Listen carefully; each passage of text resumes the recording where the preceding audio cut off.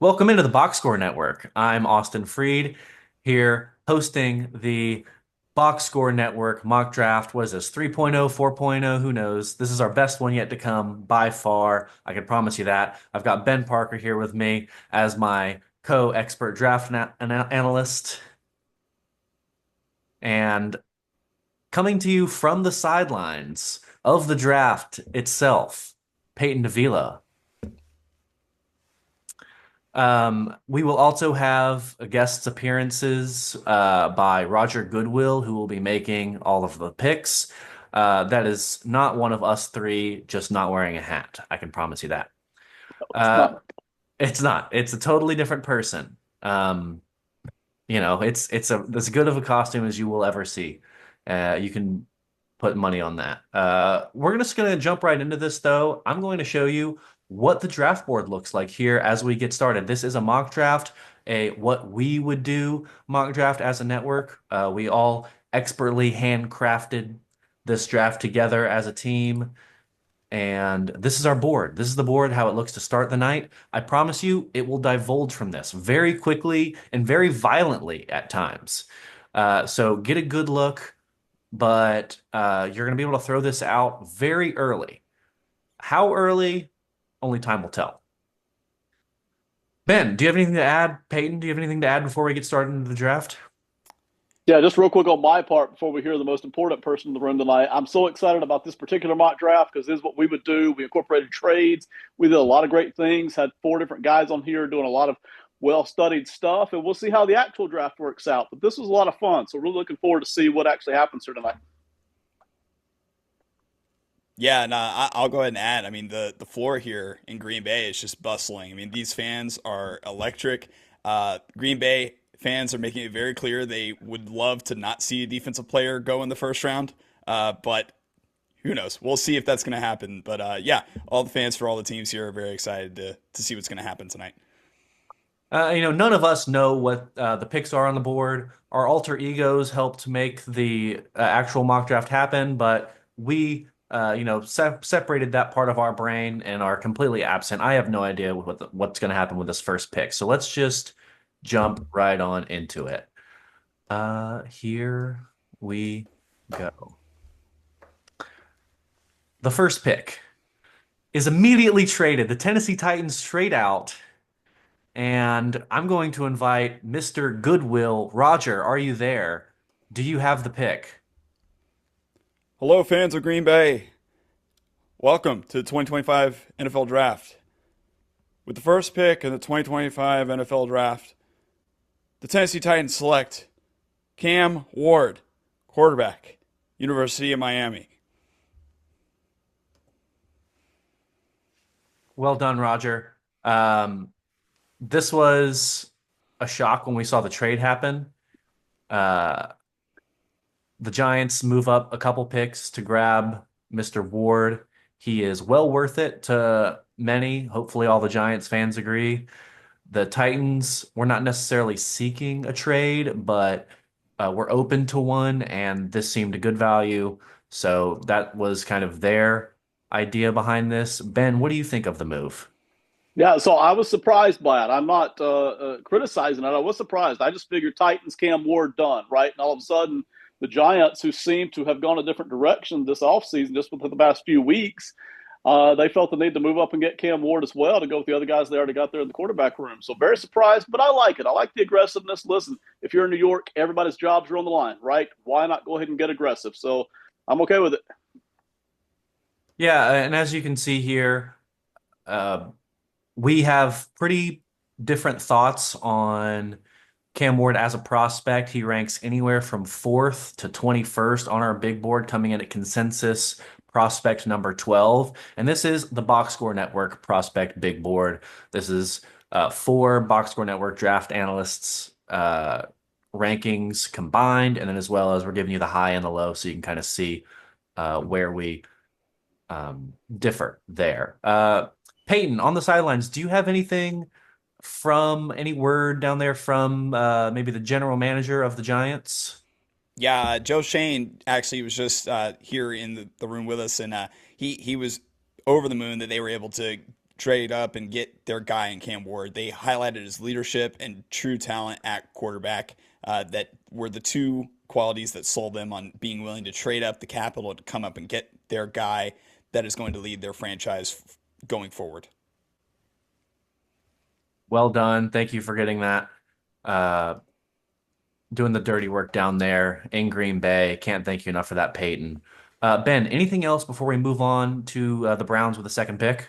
Yeah, listen, a lot of people are going to criticize and say, why not Abdul Carter? Why not Travis Hunter? Why not just stick there at 3 and take one of those guys? Well, listen, it's not their jobs on the line, right? Again, I can't say this enough. If it's your job on the line and you want to have a double-edged sword there at quarterback between veterans and rookies, I mean, that really is the reason, right? Because listen, if you don't get something right here, no matter who you pick, you're not going to be around a season or two to enjoy any of the fruits, right? So go ahead and get it right, whatever you feel like right is. All right. I think I hear Mr. Goodwill on his way back to the stage. Mr. Goodwill, are you there? The man himself. With the second pick in the 2025 NFL Draft, the Cleveland Browns are selecting Travis Hunter, cornerback out of the University of Colorado. Uh-oh. This is big. This is a really big pick here. Browns fans, I know a lot of them, two of them very closely. I think they're very happy with this. Abdul Carter is obviously another great player. I think most fans would be happy with either, but Travis Hunter is an elite player. He could play on both sides of the ball. I am absolutely in love with this pick. Yeah, listen, it's a big question, right? If you're Cleveland, do you kind of let another year rinse over to kind of move past the Deshaun stuff and the cap stuff and grab a player that you love here with Travis Hunter? A lot of people do. Or do you go ahead and pick Shedeur and let a really good player go by and go ahead and kind of move on to the next kind of quarterback future? But if you don't feel strong enough about Shedeur, and apparently they don't, then you go and you take a player you do feel strongly about in Travis. Yeah, and you can tell we here at the Box Score Network feel strongly about Travis. Tied for first in the consensus rankings, high of 1, low of 2. Half of us have him at 1, half of us have him at 2. So yeah, we feel strongly about this being a great pick. Not too much to say, really. It's the easy pick here. Is there any word down there on the sidelines, Peyton? I mean, the Browns fans erupted after this pick was made. It's no surprise that he went this high, a very highly touted player in Travis Hunter. The interesting thing might be people might read into him being announced as a cornerback, but the Browns front office came up to me immediately after and said, make no mistake about it. We are going to use Travis Hunter on both sides of the ball, no matter what. So these guys are ecstatic to have him in the building. Thank you so much, Peyton. Ben, anything to add before we move on to pick number 3? Yeah, listen, every team that looks at Travis probably looks at him a little bit different way, but every team that drafts him would have used him on both sides of the ball. So you just got to get in the building, figure out where he's most comfortable right away, get him started there, and then work him in on the other side of the ball as much as you can. Yeah, I love that as well. Okay, Mr. Goodwill, do we have the third pick on the board yet? With the third pick in the 2025 NFL Draft, the Tennessee Titans will be selecting Abdul Carter, defensive end from Penn State. Wow. Well, Titans fans, I hope you're happy you traded away the first pick and still got who might be the best player in this entire class. I think this is what the Titans GM was hoping for. It's either that or they were hoping Travis Hunter goes or Abdul Carter goes to the Browns at 2 and Travis Hunter is here at 3. I think either way, they are ecstatic. This is clearly a player that they love, the Tennessee Titans, as well as the Box Score Network analysts, tied for Travis Hunter for first place, with 2 of us having him at first, 2 of us having him at second. This is a player that deserves all the hype in the world, especially with the sort of premier position that the edge rusher is in modern football. This seems like a home run pick to me. Ben, do you agree? I agree. And in a second, I want to hear from the sideline reporter Peyton and find out what the Titans are thinking here as they do pass up on a quarterback. But I'm fine with it because listen, there really was no surprise for me for Abdul Carter to be picked 1, 2, or 3, right? Anywhere in there, he's very deserving of it. He's absolutely a home run pick. He'll make their defense better just all by himself. But in addition to everything else they're kind of starting to install there, it's really hard to go back 2 or 3 years later and explain why you passed up on a guy like this. But also, the quarterback thing is sitting out there. I'm sure the Titans kind of feel like maybe they could wait another year. But Peyton, if you're there, I'd love maybe if you got any insight on what Tennessee's thinking there, man. I will say there was the majority of the fans were very excited about this pick. There were a couple that might have been a little, beside themselves because they might have been hoping for the quarterback here. But make no mistake about it, the Titans are ecstatic about this. They said this is a GM's dream, being able to move back and still get what they believe is the number one defensive player in the draft. And even though it might not be the quarterback for some of the fans that are disappointed by this, he's going to serve the same value on the other side of the defense. So I think all in all, Titans fans, at least the majority of them, are ecstatic about the way this turned out for them. Thank you so much, Peyton. Yeah, I have to imagine they gained some draft capital moving down those picks to 3. So I'm wondering if that draft capital they're planning on either taking a quarterback with down there or maybe using to help trade back into the first round to grab a Jackson Dart or a Shadur Sanders. I don't know what the Titans have in mind here, but I'm assuming they're playing chess, not checkers. Yeah, it's got to be. And listen, if you can trade back and still get a guy like Abdul Carter, there's no reason to not do it. But it does start to beg the question for Shadur, at least, and the whole Sanders family. If not here, then where? So we'll kind of keep an eye on that, obviously, as the evening goes through. All right. Looks like we're ready for pick number 4, Mr. Goodwill. With the fourth pick in the 2025 NFL Draft, the New England Patriots will be selecting Tetairoa McMillan, wide receiver, University of Arizona. The name could have been pronounced maybe a tad bit better there, Raj, but overall, pretty solid there. You can just call him T-Mac. That's what he likes to be called. He doesn't like to be called Tet. A lot of people were calling him Tet. He doesn't like Tet. Sounds too much like Tit. That's his preference. He likes T-Mac, though. So he'll be known as T-Mac from now on. So T-Mac goes at 4 to the Patriots. I've been calling this since, I don't know, like late January. This has just seemed like a slam dunk. The Patriots need that wide receiver one. They picked up Stephon Diggs, but still need a guy because Stephon is coming off an ACL injury and he's getting up there in age. So I think this is a fantastic pick. You can see we've got him as our consensus number 4 player in the draft, and he's somewhere between 4 and 6 on everybody's list, all 4 of our experts. So you can tell this is a guy we as a company really like, and I think he fits really well here with the Patriots. Totally agree. And listen, I know that there's two different trains of thought. There's a train of thought that, hey, T Mac is slipping down boards. And I'm sure in some circles that's totally true. It's not here true at the network right now. There's also another train of thought that says, hey, the Patriots just go offensive line, right? Because that seems to be biggest need. But to me, I agree with you, Austin. If you're looking at it, what could be biggest impact right away for a young quarterback? It is T Mac. I think, combined with the fact that you do have Stephon Diggs, it doesn't mean you don't need more receivers. In fact, you start to build a little bit of a strong room there, actually, by adding T Mac. T Mac's not being asked to carry the whole offensive load, nor is Drake May. So I really like this. I do. I like this all the way across the board here. Yeah, I think this is great. Peyton, do we have anything on the sideline here from maybe the Kraft family or anyone up in that front office there in New England? Yeah, the Kraft family is ecstatic about this. They were able to work hand in hand with Drake May throughout this process to handpick Tet as well. Tetaroa, unfortunately, doesn't like to be called Tet, like you said, but they handpicked this guy along with the help from Drake May and said they went to him and directly said, "Who do you want this draft?" And he named Tet specifically as the guy he wants to be throwing the ball for years to come in this Pats offense. And we're in desperate need of pass catchers anyways. So this just seems like a hand in glove fit for the team here. And the Pats fans here on the floor are they're titillating, so to speak. Well done. As always, thank you for that, Peyton. Wow, that was just absolutely rich there.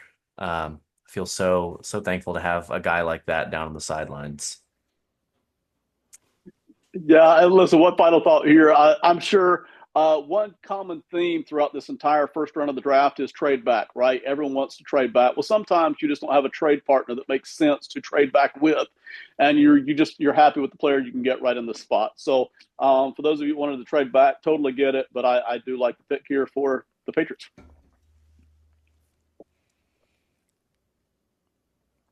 All right, we're gonna ring back up Mr.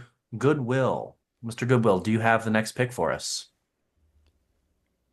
With the fifth pick in the 2025 NFL Draft, the Jacksonville Jaguars are selecting Mason Graham, defensive tackle, University of Michigan. Yeah, this one's fantastic as well. This is a guy who we all like, consensus number five, going at five. The board has gone maybe not exactly as expected, but in terms of the teams, because we had that trade at the top, but in terms of the players who have gone so far, no shakeups. This one's no different. Fantastic player, potentially the best interior defender in this class. I know some people really like his teammate there at Michigan, Kenneth Grant, who I'm sure we'll see go somewhere in this first round. But yeah, this is a fantastic pick. A really high motor, high floor on this guy. He's going to bring a lot of energy to Jacksonville. He is, and I thought Jacksonville was in a spot where they could have gone in a number of directions, not only at this spot, but all throughout the draft. But they've got a major gaping hole here at the defensive tackle spot. He feels that, and it's really hard to pass up on a player like Mason Graham, who it almost any mock you look at anywhere has him somewhere really high. There just aren't too many detractors other than maybe arm length or his combine kind of a stuff who would really say he shouldn't be up here somewhere. So again, if you're Jacksonville, you could have pivoted a lot of directions, but it's really hard to justify passing on Mason Graham. We'll kick it to our sideline reporter, Peyton Davila, latest in Jacksonville. Yeah, the Jags fans and even the front office with their new GM are ecstatic to get Mason in this room with the rest of their defensive line to hopefully become one of the more elite units in the league here soon. They had specifically stated that Mason was the third highest guy on their board outside of Hunter and Abdul Carter. So they got what they believe was the best player available at five, which I believe for them is probably that's exactly what you want in a draft situation. And he is ready made. He's going to come in and immediately make an impact on this defense and hopefully turn around the Jags very quickly, is what they're thinking. Yeah, great info there. Having up at three on your board, you can clearly see at least one of our Box Score Network analysts has him at three as well. So you can clearly tell that we have sort of the inside scoop, maybe potentially, of what they're thinking down there in Jacksonville. Again, this is a what we would do mock draft, but accuracy is always cool. So we would love for one of this what we would do mock draft to be perfectly right, although we're not necessarily anticipating that. Okay, Mr. Goodwill, I believe the Las Vegas Raiders are on the board. With the seventh pick in the 2025 NFL Draft, the Las Vegas Raiders are selecting Will Johnson, cornerback, Michigan. Yeah, this seems like more and more of a realistic pick every day, especially with the release of Jones here just recently. This team is in desperate need of a corner. I know that Ashton Jeanty is a incredible player and the probably most common pick here for mock drafters, but I believe Will Johnson is the right pick here. You can see we have him as high as three on our board, but also as low as 13, and that definitely kind of plays to the sentiment that I've been hearing in the draft universe of some people have him falling as low as cornerback two or three on this in this class, depending on if you count Travis Hunter as a corner or not. So yes, this is a extremely talented player who's coming off a down year at his junior year, but was absolutely phenomenal in his sophomore year. And his down year is really only down relative to his expectations because they were so lofty. So I have no problem with this pick. What say you, Ben? No, I'm in the same boat. Again, the Raiders have more than one need that they could be looking to fill.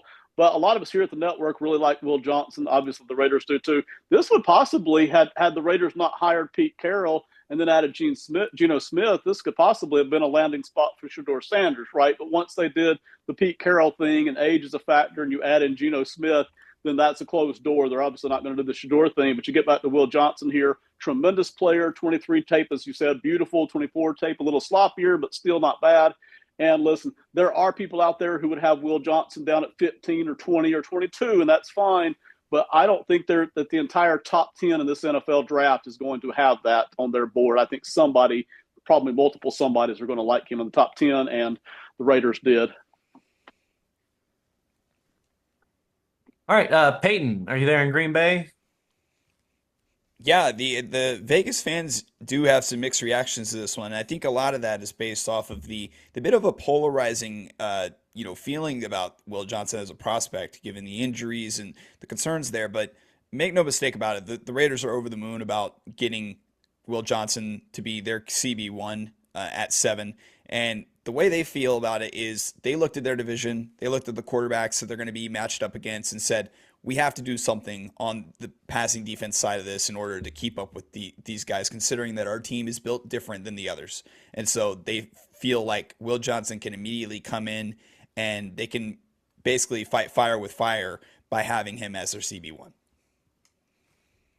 Yeah, I love that mentality. This guy is a real ball hawk with great skills as in his ability to intercept passes, not just sort of deflecting them or knocking them out of the hands or even preventing the ball from getting there in the first place. But when you do take a shot at him, he is looking to come up with the ball and to get that turnover. And that's one thing that I think the Raiders are going to love is that attitude of that ball's mine, which is something that not all DBs have, and this guy has got it for sure. Yeah, Pete Carroll loves that with his defensive backs, but his whole team overall, right? So there's more holes in this roster than they're going to fill in a single offseason. But if you can start changing that attitude on the team, it gets infectious. Will Johnson certainly helps do that. Yeah, absolutely. All right, moving on to pick number 7, Mr. Goodwill.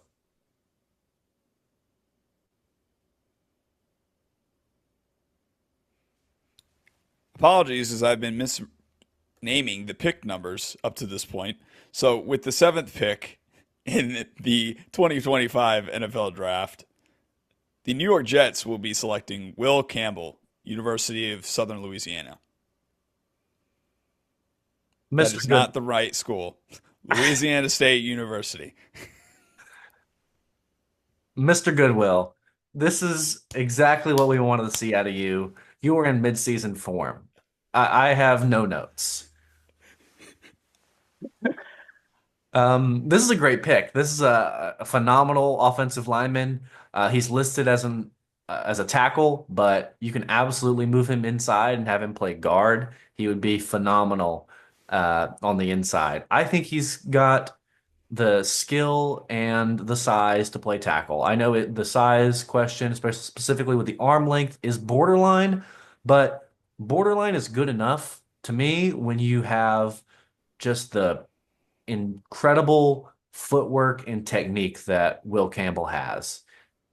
He was able to put up fantastic numbers against lots of very good pass rushers in the SEC, some that we'll see go in this draft, and a few we'll see go next year as well. But this is a player who gives you a lot of flexibility, which I think is important because he can play either tackle position or move to the inside, and that just lets you play your best line available. He doesn't pigeonhole you into a certain line up, I guess, for your line. He allows you to mismatch and move people around and get everybody fit where they need to be in order to put the best protection in front of your quarterback. I actually totally agree. No, I will question, what were the Jets thinking? What else were they looking at? Because obviously Ashton Jaunty gets to be a consideration at some point for some of these teams. Shedeur Sanders might have been an option inside the Jets building for some of these, front office people. I don't know. Also, maybe, there were other guys that Kenneth Grant, for instance, defensive tackle out of Michigan. We mentioned him earlier. But ultimately, and I figure this is where the Jets landed, having a good set of building blocks for this offensive line to go with the guys they've already got. You just continue making that stronger, give Justin Fields a chance. So I like it. But Peyton, our sideline reporter, any insight here what the Jets were thinking? Was it close? Was it an easy pick here? Well, the Jets fans typically jeer at the draft, and they did, I think, for this reason, because of Goodwill's inability to give a proper announcement. But other than that, I don't think they were jeering because of this pick. The pick was a solid pick nonetheless. They got what many people believe is the best overall offensive lineman in this draft, and the GM even said long term they believe that Campbell's a tremendous player, and it made the most sense to build on the line like they have even going to last year, picking Olu Fashanu in the first round, and now taking Will Campbell to also pair along with Fashanu and the rest of the offensive line. They're definitely building around Justin Fields and around Breece Hall and the other weapons that they have in tow already, thinking that this is the best way to build a good foundation for their team going forward. Great insight there. Yeah, this is a tremendous pick, tremendous player. As you might have seen, he is our consensus number 7 player going at pick 7. So these teams have been right in line with our thoughts as analysts in terms of where we like these guys to go. Getting close to rounding out the top 10. We've got pick 8 coming up next. Mr. Goodwill, this is pick number 8. Ocho, do you speak Espanol? Is that maybe your original language? With the 8th pick in the 2025 NFL Draft, the Carolina Panthers will be selecting Tyler Warren, University of Penn State. Yeah, this guy is going to be a monster for the Panthers. This is a real weapon for Bryce Young and really the offense in general because you can line this guy up in the backfield as the quarterback, as the fullback. You can line him up on the wing, in line as a tight end, or out wide. There's really nowhere besides maybe any of the center guard or tackle that I would be afraid to put this guy at for your team. He's a little bit on the older side. 5 years in college. He's a senior, but also had a redshirt year. So that's one of the sort of detractors I've seen on him. But overall, he's a tremendous athlete who clearly has a good head on his shoulders, a very high football IQ, and is a true weapon for any offense he'll be on. And the Panthers had a lack of weapons. So I do like this pick. It's maybe the slightest of reaches according to our prospect rankings, but this is for sure a good pick in my opinion. Ben, what say you? Yeah, I agreed. Listen, picks 9 through 12. That's where we had him as any of our 4 mocks. We did 4 separate mocks. 4 separate big boards. And it's 9 through 12. That's a really tight spread, so a little bit higher than what we had, but. Everybody loves this guy. There just isn't anybody who doesn't love this guy. I will question if you're Carolina, you have needs all over the defense, right? Except for defensive tackle, you basically have needs everywhere else. But Tyler Warren is so good. How do you pass him up? That kind of seems to be part of what we keep running into here. With a lot of these teams is, man, we got needs elsewhere, but this guy's too good to pass up. This guy's too good to pass up. And so I like what they did here because, listen, so much of what you're going to do as a coaching staff with the Panthers is going to rely on whether or not Bryce Young succeeds. And if he doesn't, maybe you don't either. So giving him somebody to work with, I think that's pretty important. Peyton, our sideline reporter, any different viewpoints inside the building, or was this consensus? This was definitely consensus. Their main priority is enhancing Bryce Young at all costs. Yeah. And given what we saw last year towards the end of the year with Bryce Young, the signs of life, what Dave Canales was able to do in building him up throughout the season, they felt that they just wanted to empower him even more by getting him a weapon that is not only a floor raiser, but is also a bit of a safety blanket at the tight end possession. And they also want to be able to have somebody who not only is going to come in and immediately impact, but has an even greater ceiling. And Warren is almost like the Pandora's box of this position group in this year's draft. And so they feel like, considering they have a couple of other developing pieces such as Chuba Hubbard, Xavier Legette last year, even like the likes of Jalen Coker, that they felt like Warren can come in and really round out their receiving group going into this next season. Yeah, this really is the last year to kind of find out if this is your guy moving forward at the quarterback position and Bryce Young. If Tyler Warren's not able to provide a steady target to help boost this offense, if he's not able to help recapture that sort of magic that they had running in the later part of last year, then it might be time to move on from the Bryce Young era in Carolina. But I know this gives me confidence as someone who likes to cheer for the Panthers from time to time, that there's going to be some times where this offense looks like it could win you a lot of football games potentially in the future. So that's what we're looking forward to. Let's move on to pick number 9. I've heard some rumblings, Raj. Can you confirm? I've heard maybe a team's looking to trade up here. There's been a trade. The New Orleans Saints are trading the 9th pick to the Miami Dolphins. With the 9th pick in the 2025 NFL Draft, the Miami Dolphins are selecting Armand Membao, left tackle, University of Missouri. You heard it here, folks. Armand Membao is a Miami Dolphin. This is a guy who, and again, like Will Campbell, can play in or out. I think more people see him as a tackle than a guard, versus it's sort of 50-50 with Campbell from what I've noticed. But this is a player that we as a group really like. You can tell by that consensus ranking for him. He is a well-liked player amongst us. And really no notes. They just lost their left tackle for the last few years. They need him to replace him. Personally, I like Membo over on the right side. But Ben, what do you see? I'm a lot in the same boat with you. Listen, it's hard to turn on the tape and not love this guy instantly. I mean, it doesn't change too much from one game to the next either.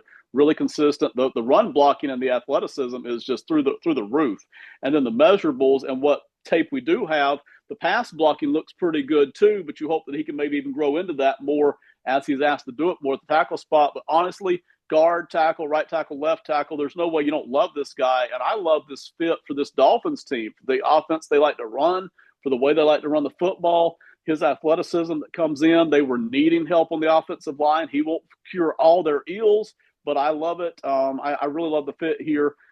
Out of all the players I think I like this fit the best so far. Out of our top 10 picks so far. Peyton, any insight here from Miami or New Orleans, either one?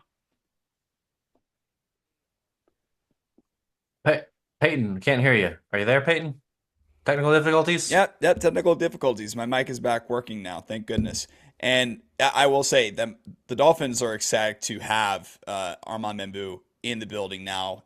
With the way that the Teron Armstead situation played out, Mike McDaniel has made it a point tonight that they really feel empowered to move up and get their guy at the left tackle position, which is so important to their scheme on offense. And considering how athletic and how mean Armand Membou plays, they feel like he is a perfect fit to replace, one in and one out with Armstead, moving on to the next generation of what this offensive line for Miami is going to be.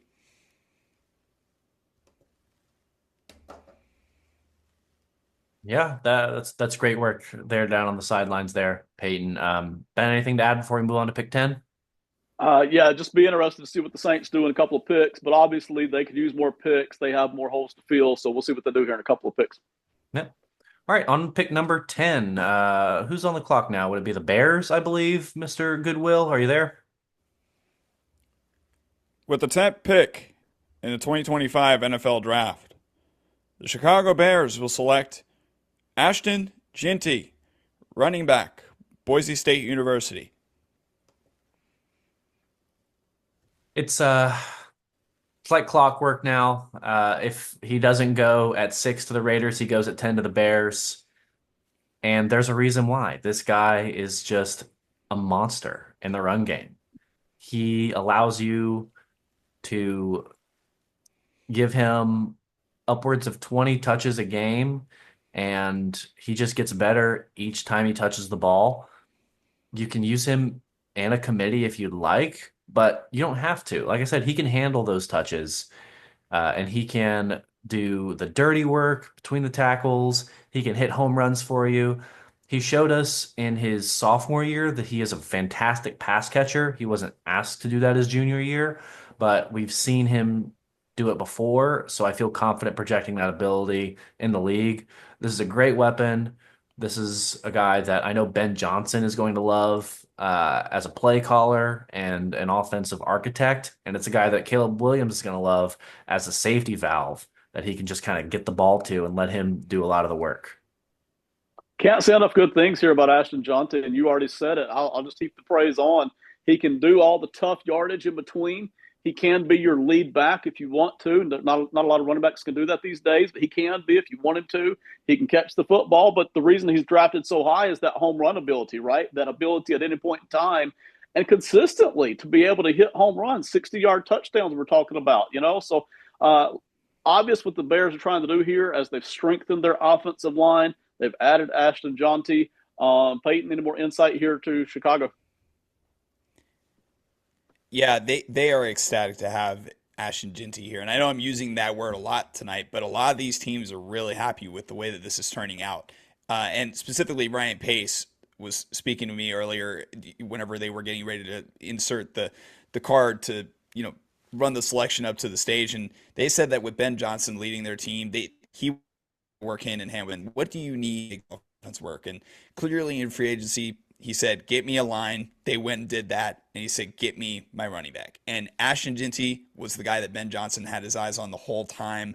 Felt like this was the best player overall in the draft, not just at running back, not just an offense. The entire draft, they felt that Ashton Jeanty is the best player that's available. And to get him at 10, they are very happy with that. Yeah, just rightfully so. This is a great player. You really can't go wrong with him in the draft. He is sort of a can't miss prospect, and I don't say that lightly. I know that word's been tossed around to players who have missed before, but I feel really confident that Genty is going to be at least a good running back, if not outstanding. Yeah, and it illustrates at least what kind of a draft this is. It's not your normal draft. It may start to be normal. You have a running back drafted this high. You have a tight end drafted this high. You have a couple of guys who are tackle guards, and nobody's completely sure if they're going to be tackle or guards drafted this high. So it's a bit of an unusual draft. We'll see if teams continue that trend in the future or if it's just this year. But it is an interesting draft. Very unusual. Speaking of, is that Mr. Goodwill I see walking to the stage? With the 11th pick in the 2025 NFL Draft, the San Francisco 49ers select Kenneth Grant, defensive tackle, University of Michigan. This is a guy who is very high on some boards, as high as 8 in our prospect rankings, and all the way as low as 23. So clearly a disparity, but you can see overall consensus 11. He goes at pick 11. He is a big, massive human being who has the pause to wrap any guy up with just one hand and make it and bring a tackle down. At least in the college level, we saw him do that all the time. In the NFL, it's going to be a little more difficult, but he can bring you get down in the run game, and he can split those defenders up the middle and get after the quarterback pretty well too. He's not the best pass rusher in the interior in this class, but he can do it at a high level as well as being very, very good in the run. This is sort of what they need in San Francisco right now is just another guy who can wreak havoc on the inside and free up pass rush lanes for Bosa, because Bosa has all the talent in the world there on the edge. Just need a little bit of help in the middle, and this guy has a ton of beef to fill up those gaps up there in the middle. Somewhere in here is where you'll start to see those spreads start to get wider on our four big boards, right? Because some of us have him as high as 8, some of us have him as low as 23. There's no question he's a real good player. It's more of what you value at this point, right? The run stopping ability is there, the size is there, the toughness, the football IQ is all there. It's how much do you value that ability to get to the quarterback, which he has some of, and some teams want that. Some teams don't necessarily need that. But you're right. For the 49ers, they lost 2/3 of their defense. They've got to start replacing it. The defensive line is the most obvious. Kenneth Grant really sets the foundation for them here. I mean, goodness gracious, he's just a goodness.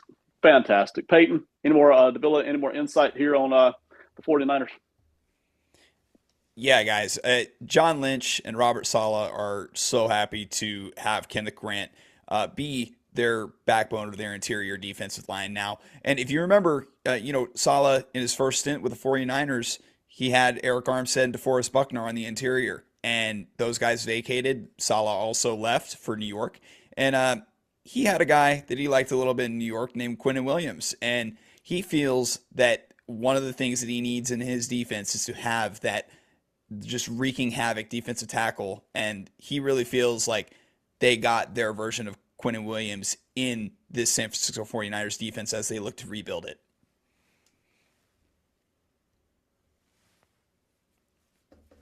Yeah, but I like the Quinnen Williams comp there. Uh, Maybe not quite that level, but absolutely could develop into a player at least near that caliber. That is lofty praise, but I mean, when you see a guy go at pick 11, it's always there's always a chance that they become a superstar if you're going that high in the draft. Let's move on to pick 12 now, the Cowboys. How about them boys?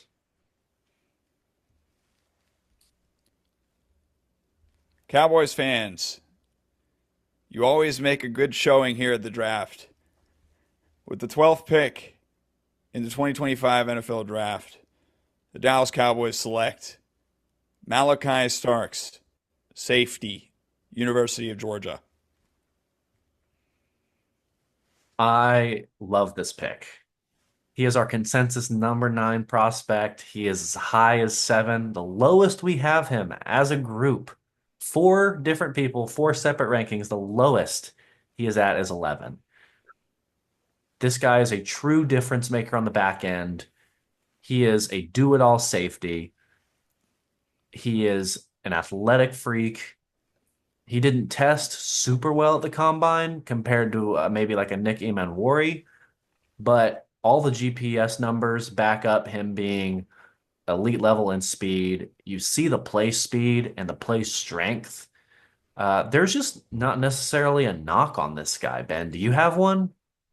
No, not that I can think of. The only knock is, like you mentioned, is when you compare him combine wise to Nick Emanwari, but nobody compares to that. So you get back to the tape, and even Starks, like you said, his own combine numbers were good. They just weren't across the board ecstatic as Emanwari. Listen, the Cowboys could have gone a number of directions just from a need standpoint, but Starks is a guy who totally fits in the back end of this defense. They've already going to have some ball hawking stuff going on with those cornerbacks like they've had the past 2 or 3 years. They know how to get pressure on the quarterback. So having a guy back here like Starks who can tackle well, he reads defense, he reads offenses well, he can pass cover well, really should help them on the back end in a tremendous way, both in run defense and pass defense, I feel like. Davila, Cowboys, what's Jerry saying?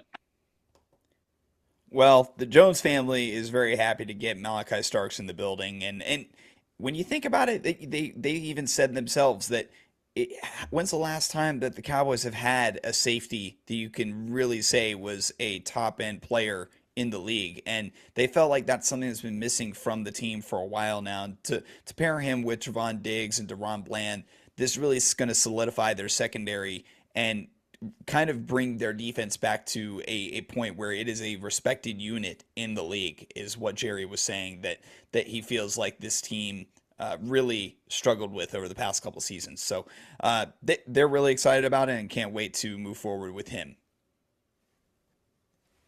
Davila, I want to stay with you just for a second here, and I don't mean to switch gears too quickly, but we've got the Saints pick coming up here, I think, in a second. The Shedeur Sanders slide. We haven't mentioned it several picks because we knew some of these teams did not need a quarterback. Any chance at all here that the Saints are thinking about Shedeur?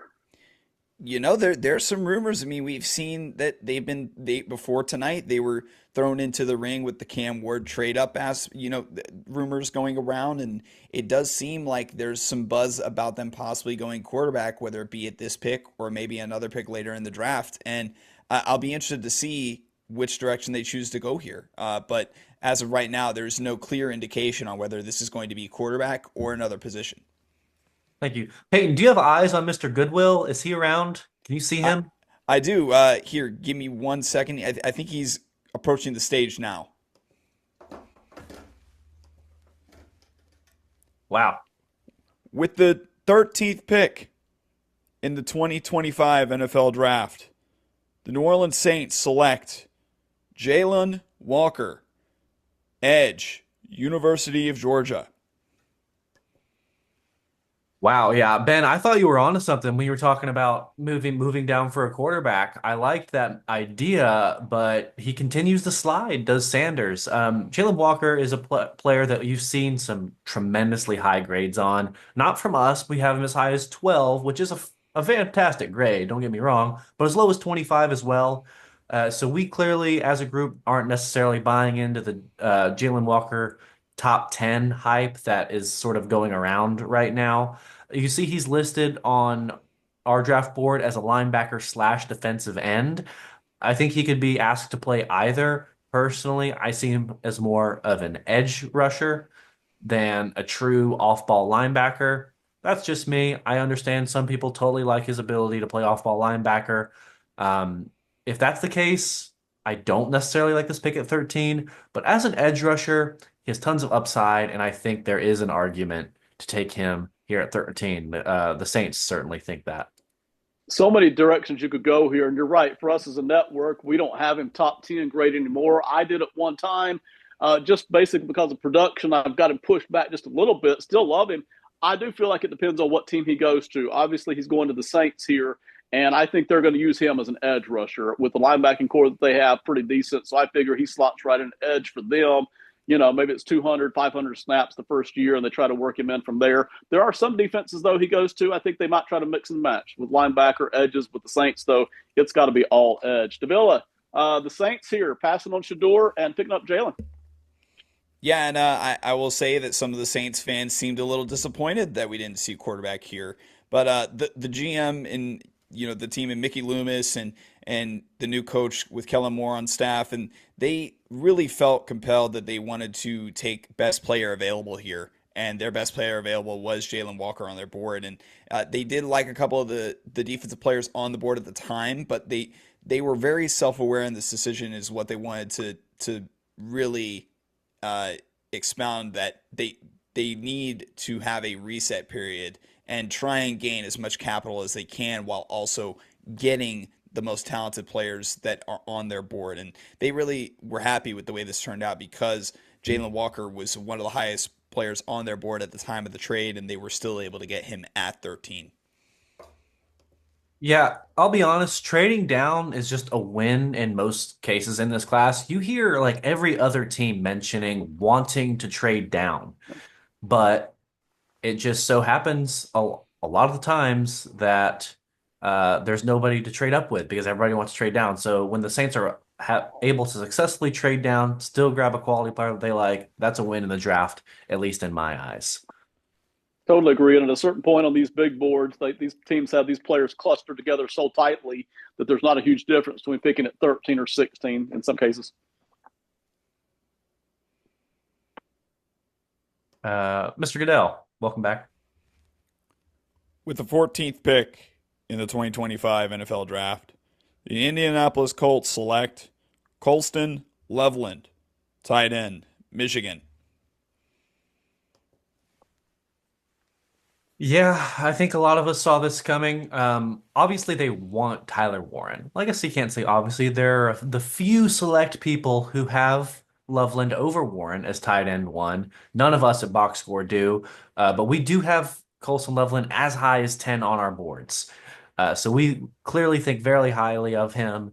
He is a very athletic tight end, one whose blocking skills are questioned, but I don't think that's necessarily a situation where he has to play out in the slot all the time. I think personally, his blocking numbers are good, or his blocking ability and will and want to block is high enough that when he gets coached up and maybe adds a few more pounds, he will be able to be a successful blocker.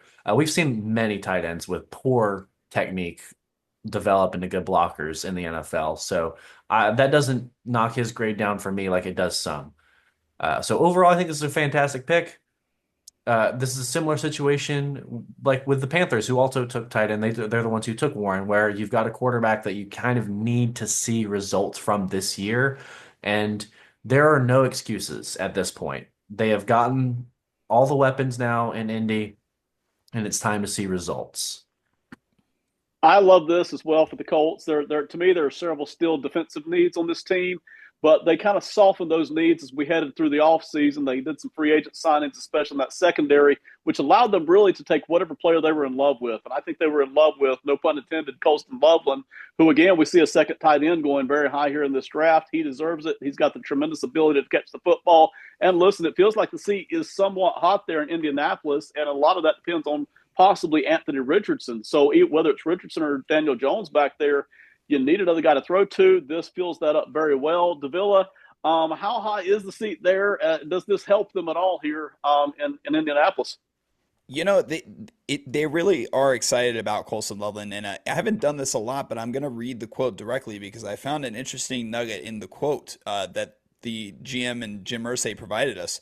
They said we were able to address some of the defensive needs in free agency that allowed us the flexibility to go best player available. And it just so happened that best player available was Colson Loveland, who filled a need that can elevate our offense and allow our QB and our pass catchers to become a better version of themselves and elevate to possibly become one of the best passing offenses in the league. The thing I found interesting there, they said our QB. Do with that information what you will. One, not two. Yeah, I I'm not so confident in Anthony Richardson as the quarterback of the future, but I think he has a lot of talent, and I would really love to see him succeed. I'm not wishing him not to succeed, but I just don't know if I trust it. Okay, I think I see Mr. Goodwill coming to the stage. Is that you, Mr. Goodwill? With the 15th pick in the 2025 NFL Draft, the Atlanta Falcons select Shamar Stewart, defensive end, University of Texas A&M. I mean, talk about just being a freak athlete. This guy has all the measurables you'll ever want to see. The production is just not there. And that's why you see such a large disparity on our rankings, 12 to 27, coming into consensus player number 16. If you are the type who just wants to see a freak athlete who's twitchy, who's strong, who has a high motor, you're going to love this guy. If you want to see technique and a deep sort of arsenal of pass rush moves and the ability to win in multiple ways, or honestly win consistently at all, you're not going to like Shamar Stewart. And that sort of is the mixed ideology here that we see with him. Clearly, the Falcons like the traits. Ben, are you on that same page as the Falcons here? I am, all things considered. Are there other players farther up the board they would have liked to have had? Maybe, but by the time you get to this part, yeah, I like this pick. And listen, you put it perfectly in a nutshell. If you're high on Stewart here, it's because you love the traits, you love the pressures. If you're low on him, it's because you're like, man, where's the sacks at? Goodness gracious, the production just is not there, and it's not been for one season; it's been for 2 or 3 seasons now on a very good Texas A&M roster. Right? It's not like he's getting double teamed all the time. They're loaded on that defensive front line. So again, just like us here at the network, everywhere around Mock World. Depends on your up and your down, what you're putting on. But the Falcons have needed an edge rusher for several years now. And listen, they've got adults in the room on this defense now with Jesse Bates back there, with Caden Ellis back there. So adding a young guy who's got the size and the athleticism, I love it here for Atlanta. Davila, anything else down there in Atlanta? Yeah, I think that the sentiment could be heard from the Falcons fans. I heard a couple of thank you gods. I heard a couple of finallys yelled in the crowd. They seem very happy to finally have taken a edge so highly in the draft, and one that is so highly touted in Shamar Stewart, given his athletic ability and how much of a riser he was during the testing season of the NFL draft. And they said that they wanted the opportunity to take a defensive end in the first round, given that it's such a glaring need for them. And there was no doubt in their minds that whenever they saw Shamar Stewart on the board, that he was the guy that was going to continue their path to turning this into one of the top defenses in the league. Yeah, and this is about the time in the draft where you start seeing the less refined players go anyways. You see the guys who maybe are slightly more projects going in these middle picks of the first round. That being said, the Arizona Cardinals are on the board. With the 16th pick in the 2025 NFL Draft, the Arizona Cardinals select Jihad Campbell, linebacker, Alabama. Yep, right on cue. The Cardinals take a player who has a ton of potential in Jihad Campbell. This is a guy who is a newly converted linebacker. He was not a linebacker when he was a high schooler. I believe he played wide receiver, as well as some defensive end at high and when he was in high school, but gets to the University of Alabama. They're like, oh, like we're good. We don't need you there, but you look like you can play linebacker. So that's what they said to him, and he learned how to play the position very quickly. So a lot of talent. He's shown some great instincts. You can see we have pretty high disparaging grades on him, as high as 9 and as low as 38. Consensus are picked 26, so that's a bit of a reach. But as you can see, from what the GM thinks, they clearly see him as an elite athlete and a total, like a queen on the chessboard, per se, for this Cardinals defense. And they don't think, ever taking a queen on the chessboard is ever a reach. Position value be damned. Ben, what do you think? This draft above all others, any draft I've ever done, once you start getting around pick 15 all the way to pick 50, 60, there is going to be huge disparities on anybody's big boards. I don't care who you are. They are going to be massive, 20, 30 picks different. That's fine because we all see and value different things. Jihad Campbell is a great example of that. Some people, listen, it's not an insult to say that you couldn't start at the edge at Alabama when you had Dallas Turner and Will Anderson ahead of you, right? I mean, that's not an insult. So they're like, hey, you can either be third at edge or you can come out here and play linebacker, right? Like you just said. Listen, this guy, the thing I love most about this guy is how strong he is. And I love other things about him, but boy, he is strong. You can watch him stack running backs and stand them up the middle. If you want to move him to edge, you can do that. We'll see what the Cardinals do with him. But, you can do several different things with him. Good, smart football player. Spent enough time under the Nick Saban regime that he's still got a lot of that really high IQ defensive mindset. The teaching is all there. So I like this fit here for Arizona, even though, listen, not everybody's going to have him this high on their big boards, and that's fine. But the fit here with Arizona is fantastic. Davila, were they thinking anything else here, or was it Campbell all the way? No, just from, we were able to be lucky enough to get a shot inside the war room of the Cardinals, and you could just see on Jonathan Gannon's face that it seemed like this is their guy. I think I could have made out maybe a little Jihad Campbell sticker at the top of their whiteboard in the background as well. So it does seem like this was the guy they wanted all along at this point in the draft. And Jonathan Gannon, having a guy like this in the defense that really hasn't been there in Arizona during his tenure, is something that I'm sure he is going to take full advantage of, use him in multiple ways. And to have an elite athlete with such great instincts, they, like you said, they really feel like he is a chess piece and a queen, so to speak, that you can move anywhere you want to in this defense for Jonathan Gannon. Yeah, I know some Cardinals fans are going to be concerned that this is another Isaiah Simmons, but to me, he is not an Isaiah Simmons. He is not necessarily a tweener like Isaiah Simmons was.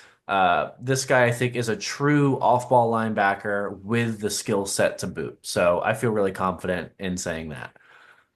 Let's move on. Pick number 17. We're over halfway through this draft now. We're probably going to pick up the pace here a little bit on the back half. The Cincinnati Bengals are on the clock.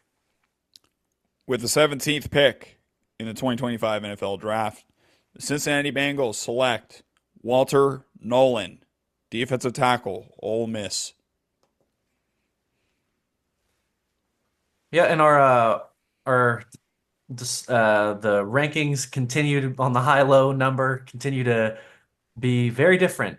14 and 25 is actually a little bit closer than we've seen on the last couple guys, but still, this is a guy who I believe was the number one prospect coming out of high school in his class, and didn't necessarily put up the numbers that you wanted to see when he was at Texas A&M, transfers to Ole Miss, has a really solid year, and finds himself most likely going in the first round of the draft, potentially even the top 20 as we see here. I think this is a good fit for the Bengals and a good pick overall. Agreed. Listen, they're don't be surprised if they don't go defensive picks all this draft and all next year too, because they've invested all the money in the offense, defense needy. They'll go best player on defense, whether Malachi Starks drops to them or whether they trade back and pick up a Nick Emmanwori. If a Kenneth Grant drops to them, that's what they're going to do. But I love this pick here. A lot of people like Walter Nolan. Do feel like he's going to go somewhere in the first round, and here obviously the Bengals take him. Okay. Doesn't look like our sideline reporter Peyton Davila has anything. Oh, yes, he does. Here he is. Here he is, Peyton Davila. Okay, what do you have from the Bengals? Oh, I mean, it's not very surprising that they wanted to go defense here, and they simply just said they are obviously going in a new direction on that side of the ball, considering the commitments they've made to the other side of the ball. So they're thrilled to have Walter Nolan, and they think that he is going to be, with DJ Reader vacating a couple years ago and having a significant impact on that defensive line going down in production and just being significantly worse post DJ Reader, they feel like they needed that type of presence in their defensive line. They have that in Walter Nolan now.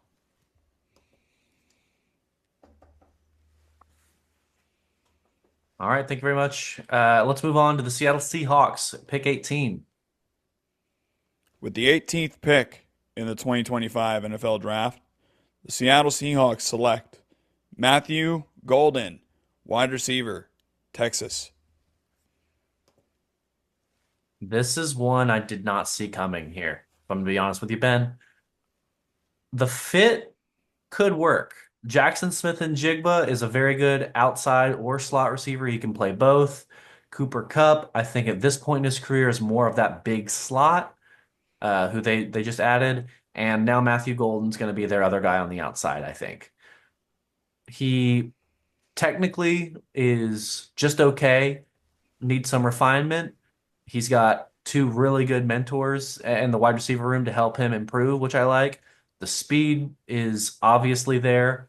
I don't know if the 4.2 number shows up on tape, but he's clearly very fast, and I think could potentially be the best receiver in this class. He could also not work out, and then you see that in our rankings: 39 consensus, 23 at the top end, 54 down at the low end. Ben, where do you think about this pick? Certainly not mock wide, not mock nationwide, but on our network, 39 was the biggest differential between where they got drafted and where consensus was. But you can see even, like you said, the high is 23, lowest 54, so kind of a split room there. You can make the argument from need standpoint that Seattle could go in other directions, and that's fine. Totally willing to hear that. But what you can't argue is that Matthew Golden's speed potentially presents huge problems for defenses and his hands. He has excellent hands, his acrobatic work over at the sidelines. So they needed help at wide receiver. They needed to do something to help Sam Darnold out here. So this is good for Seattle. Whether or not you believe in him at this spot, this is good for Seattle. Peyton, any notes from the war room there? Bit of a mixed reaction here in Green Bay from the Seattle Seahawks fans, considering that this is probably the first real quote unquote reach of the draft, considering that Golden has been projected to be at the end of the first in a lot of places, but this is pretty early in most standards for Golden. But with that said, I think that the majority of the sentiment was that they're excited to see the offense have enough weapons to support their new quarterback in Sam Darnold.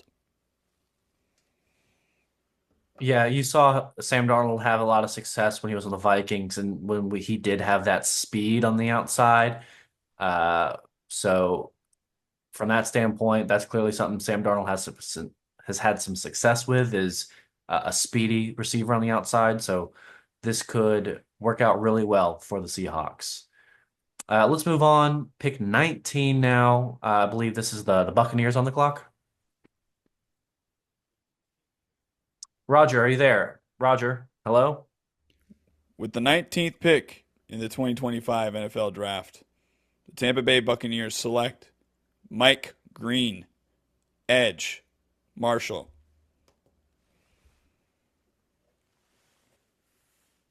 This guy could be an all-pro caliber edge rusher in the league. He has the size, he has the physical tools, he has the sort of technical refinement that you like to see. He ticks most every box for most every analysis that I've heard from. The big questions with him are, can he get his questioned past behind him? He has some baggage, as do some players. His is just a little bit heavier than most. It's not to say that it makes him undraftable. To some teams it will, to others it won't. The Buccaneers clearly comfortable. They've clearly done their research and found that they don't think it is something that maybe has any legitimacy behind it, or they're just comfortable knowing that he is an improved and changed man heading forward. But regardless of the off-field stuff, just looking at the player, this guy is very good and well worth the 19th pick in the draft. Yeah, listen, from an on-field standpoint, I agree, and you mentioned it perfectly. There are some teams who really just won't even have him on their board because they're not comfortable. But if you've done the research and you've talked to Mike Green and you are comfortable, obviously Tampa Bay is, then you draft him. You feel like he's somewhere in the first round of this draft. Tampa Bay is the ones that gets him here. In our personal box scorer stuff, he goes anywhere from 15 to 44. Some people are kind of split on him, but what you can't argue is that he consistently at Marshall gets around tackles. I mean, just nonstop, almost every play, pop, pop, pop. It's like a little gopher coming out of a hole. He's continually past the tackles, getting pressure on the quarterback. It does translate to sacks. Some people say, well, it's at Marshall. Well, you can't see on the tape with Ohio State, which, by the way, Ohio State ran the football a lot, ran a lot of screens against him. But when he had a chance on passing downs, you could see it at least 4 times. He beats the right tackle there, too. So it looks like Mike Green, if nothing else, can get pressure on the quarterback, even if he's not ever a 3-down lineman or not. Maybe he is, but pressure on the quarterback for sure. Davila, anything else here on the Mike Green stuff? Anywhere you want to go with it? Yeah, Tampa Bay definitely seemed keen on doubling up on the defensive line, considering that they brought in Hassan Reddick on the 1-year deal, and then now taking Mike Green in the first round of this draft, and it makes sense. The Todd Bowles and the GM, the front office there, they reiterated the point that while they also want to have a massive improvement on that front going into this season, they have the self-awareness that Hassan Reddick is only on a 1-year deal. So that way he gets kind of acclimated to the NFL speed of the game and everything. That way going into the following season, Mike Green can really take over as the lead pass rusher for this defensive line. Well put. Moving on to pick number 20, the Denver Broncos are on the clock, and this is a team that might be a little bummed that both tight ends are already off the board. I'm wondering if they're considering a trade down or what they really want to do here now that they don't have either Warren or Loveland as an option. With the 20th pick in the 2025 NFL Draft, the Denver Broncos select Omarion Hampton, running back, North Carolina. Tight ends were on the board, so they go running back. I like this move a lot. Omarion Hampton is, in my eyes, on the same tier as Ashton Genty, or not, maybe not quite, but close enough to be worth a first round draft pick at the running back position. I think we're going to start seeing running backs become more valued after seeing the impact that Saquon had. Not that Omarion Hampton's going to be Saquon Barkley, but he could develop into that caliber of player in my eyes. I think the Denver Broncos clearly agree here. He's got the body, the size, the strength, the speed to be an every down running back in the league. And he uh, has shown the ability to have success in a very capable offense in 2023 when Drake May was their quarterback, and also had a lot of success in 2024 when the Tar Heels were not a very good team in general. Omarion Hampton still had a lot of personal success. So I think that speaks a lot of volumes to the caliber player he is. Ben? I love it for Denver. Listen, if they don't get one of the two tight ends, or if Ashton Johnson doesn't fall to them, why not Omarion Hampton? If you love production and tape, Hampton is your guy. Okay, he had not one, not two, but 3 years of production there at North Carolina. He and listen, the one reason I love it so much for Denver is they've got the offensive line to kind of bully people around. So Hampton fits right into that. This will also help Bo Nix as defenses try to kind of choke off his passing lanes. If you can run the football, that starts to open things back up underneath for Bo Nix tremendously. So everything I like all the mocks that show Denver doing a tight end or a running back here. It'll surprise me if they don't. In spite of here at the network, we're a little mixed on exactly where Hampton fits. I think everybody still likes him. Davila. Any temptation here at all? Denver maybe wanted to trade up for a tight end, or were they content to sit and pick?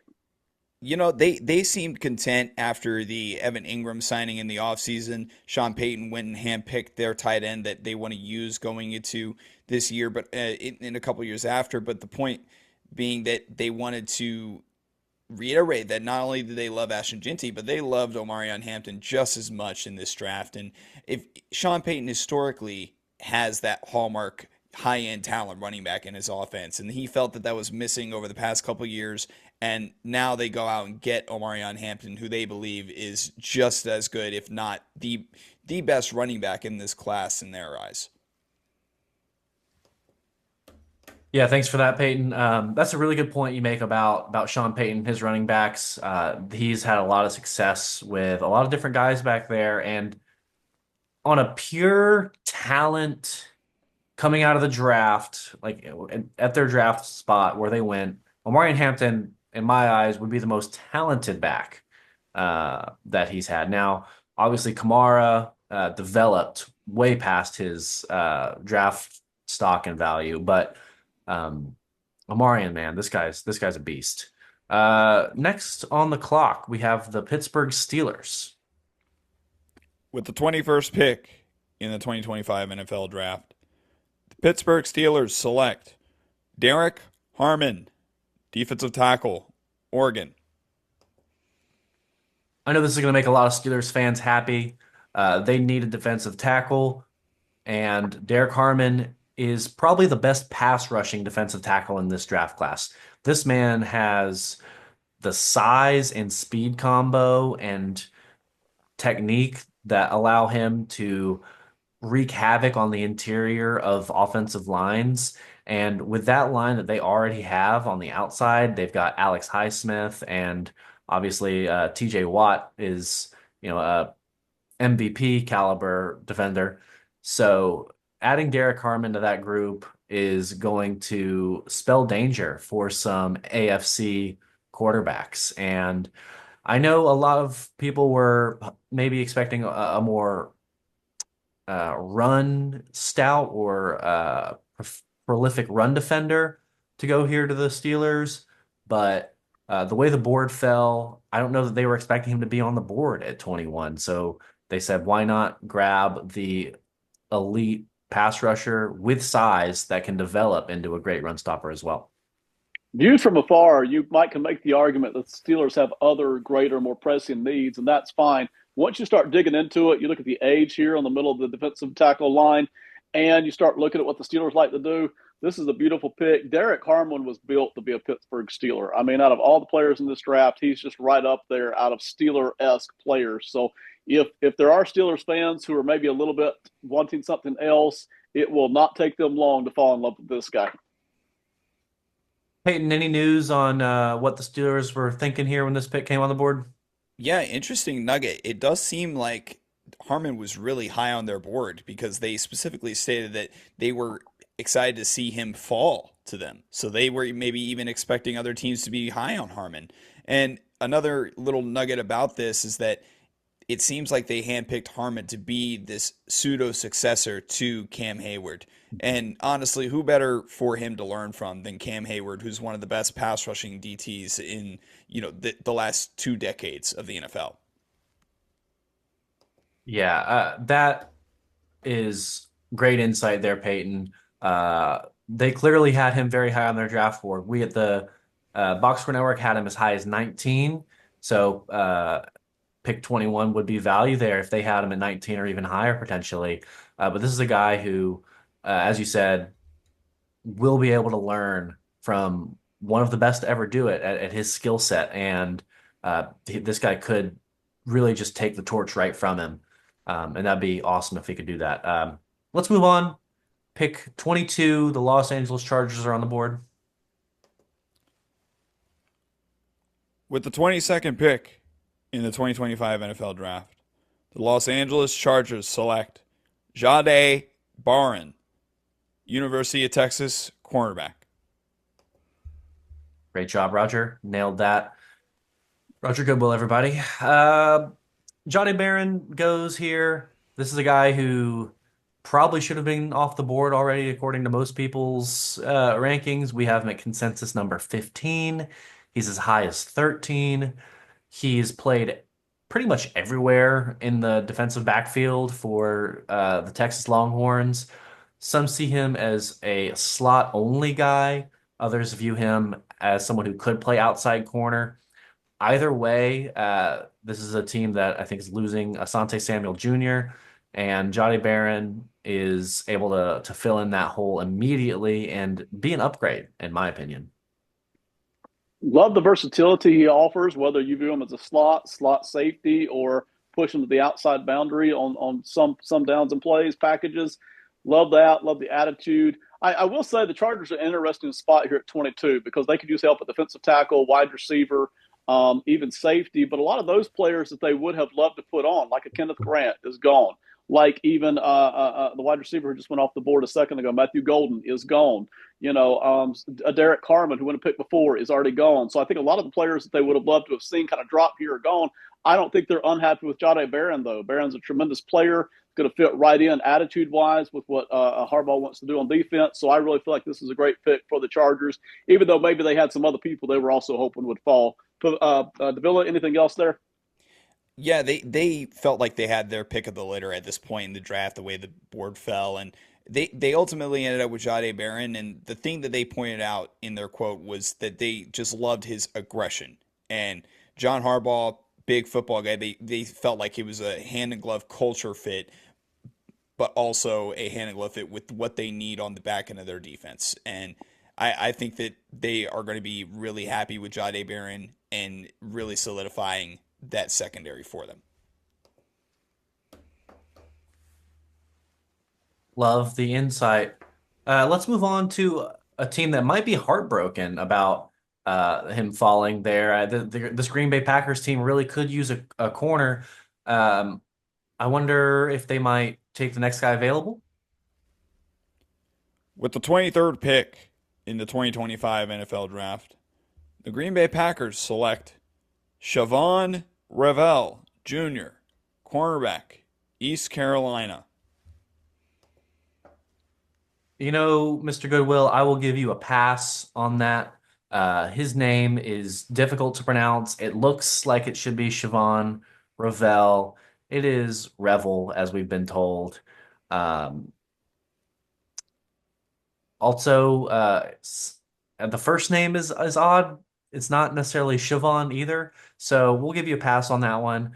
Either way, this is a really nice pick.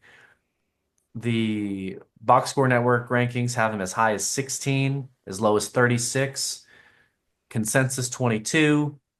He played at a smaller school. That's why his picture might not be the most high definition one you've seen for all the players. But nevertheless, don't let the blurriness of the photo distract you from the clarity of which the Packers see him as a talented corner who can play on the outside and really lock up these opposing receivers in a division that has a lot of quality ones.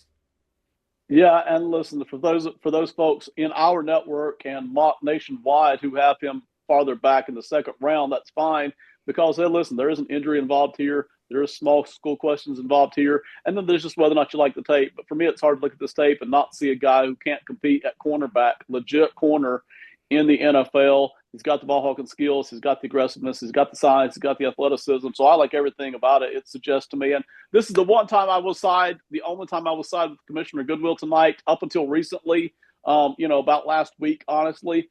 I actually thought it was also Siobhan Reveal, so I'm still having to autocorrect to the right way to pronounce it. Goodwill's trying, though, right?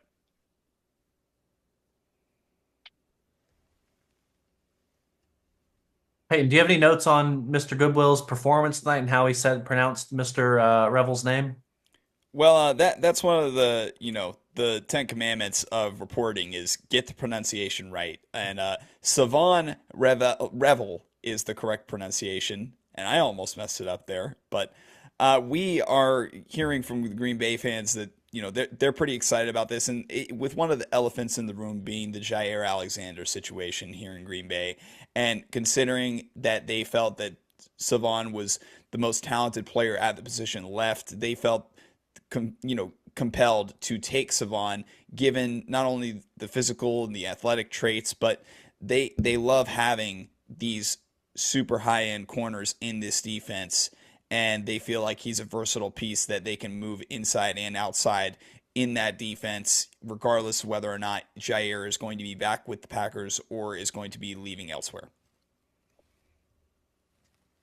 I know a lot of Packers fans were holding their breath, hoping, with Luther Burden and Emeka Ibuka and whoever else you like at receiver, this is a pretty deep receiver class on the board. They were hoping, maybe this is the year we go first round receiver, but first round corner makes a lot of sense here too. So I don't think too many Packers fans would be upset unless they just aren't familiar with the name because he is an ECU product. Go Pirates.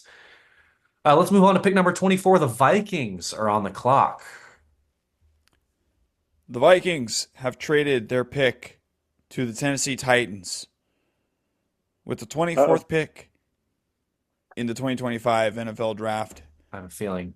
The Tennessee Titans select Shedeur Sanders, There it is. quarterback, University of Colorado.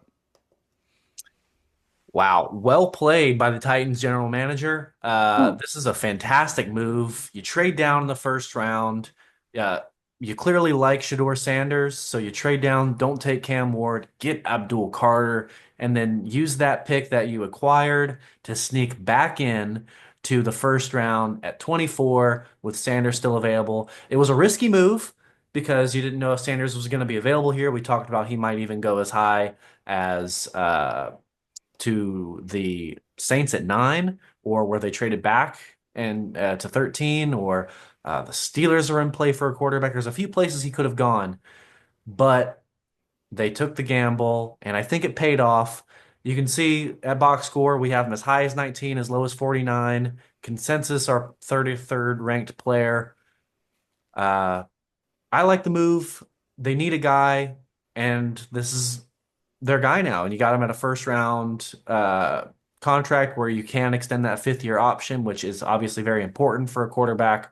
Overall, I think this is a very well played move. It might not work out. George Sanders absolutely could be a bust, but I think this is a well played draft strategy, taking on a swing on a player who has clearly elite levels of accuracy. The really question is his athleticism and arm talent. Chestnut checkers, and listen, you look a whole lot smarter whether you get Shador or not. If you're Tennessee, it's a whole lot easier to talk about. Well, we took the great player in Abdul Carter at number 3 overall. And then, but boy, listen, the Jets might have taken him. The Saints might have taken him twice. The Steelers, like you mentioned, might have taken him. But boy, they ran the risk. They traded him back in. They get him here. So you look really smart when it works out this way to get your quarterback and your great player. And listen, like you said, a jury's still out on Shador and will be for 2 or 3 years. But the Titans have somebody to roll forward with the quarterback. Davila, did you feel this coming? Was this kind of a blindside? What was going on in the building there? So the Titans very much knew that they were taking a risk by doing this, but they said that this was their plan the whole time to really target and hone in on Sanders. It was just a matter of when was going to be the correct time to strike, and they felt that given Minnesota being in the position that they do not have that much capital in this draft, they felt that that was the perfect time to jump back into the first round to get their guy, Shador Sanders. And Bill Callahan finally has a quarterback that he can build this offense around for the future, and they are very happy about it.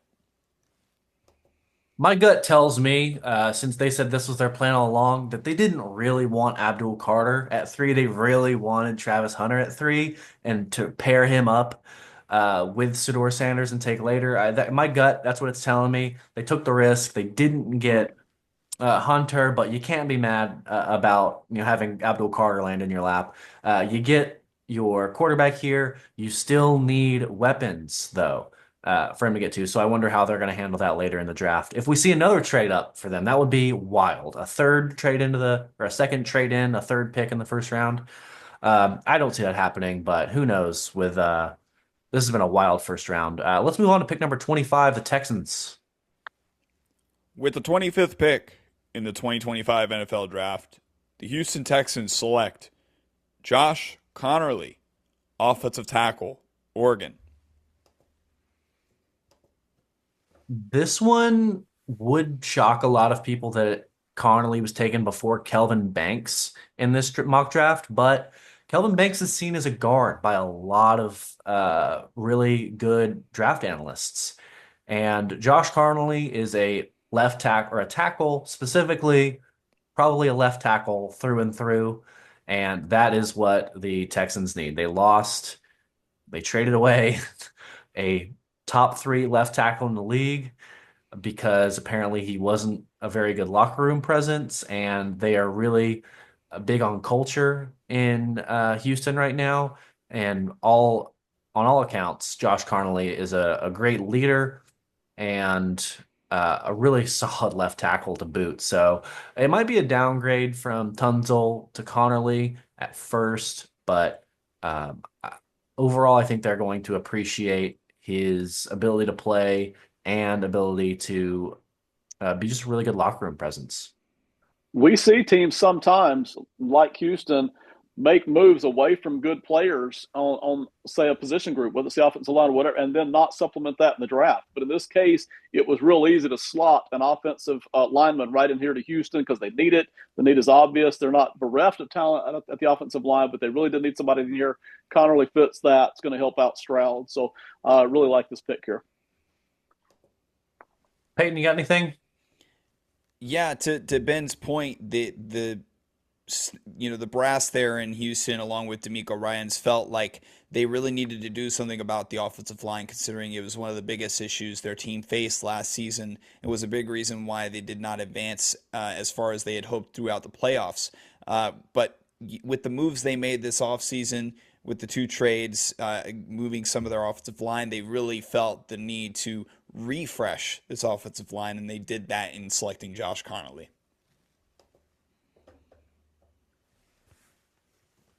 Thank you, Peyton. Let's move on to the Los Angeles Rams here on the board at pick 26. I wonder if they were hoping for Shedeur Sanders to fall to them. I know they're looking for a potential QB of the future with Stafford getting advanced in his age. There has been a trade for the 26th pick. The Detroit Lions are trading with the Los Angeles Rams to acquire pick 26. With the 26th pick in the 2025 NFL Draft, the Detroit Lions select Mykel Williams, defensive end, Georgia. Interesting. Very interesting. Michael Williams did fall a bit here. Our consensus 18th player. Our lowest ranking is 25, and he goes here at 26. So clearly did slip for reasons unknown. I wonder if this is one where the Rams were looking for a trade back, or if the Lions just really sought out this pick because they had a really high grade on Michael Williams. I'm guessing the latter, but I'm wondering if Peyton can grab a scoop on that for us. But overall, I think Michael Williams is a great player. Uh, Physically very tough, very strong, has very good technique with his hands, very fast foot speed as well. Uh, Not too much to say. He's big enough to where he can sort of slide around that offensive line and sets a really good edge. Honestly, that might be my favorite part of his tape is the edge he sets is the best in this class, in my opinion. The one thing I was sure about was that the Lions are going to try their best to get an edge rusher here late in the first round. I have no doubt about that. The one thing I don't know is who's that going to be. You know, you've got James Pierce sitting there. You've got Donovan Ezaraku sitting there. Nobody knows for sure what Mike Green's going to do with the character issues heading into the draft, right? But I don't think they planned on a Mykel Williams sitting here. So I think you're right. When they saw that, it's like, hey, let's go ahead and jump up on that because the ceiling there, while maybe not the quickest edge, the ceiling there with the set and the edge and the physicality and the long arms and the explosiveness and the athleticism is just tremendous. But I'm like you, Davila, do you have the inside here on whether or not the Rams were sitting there hoping that Shedeur was sitting there?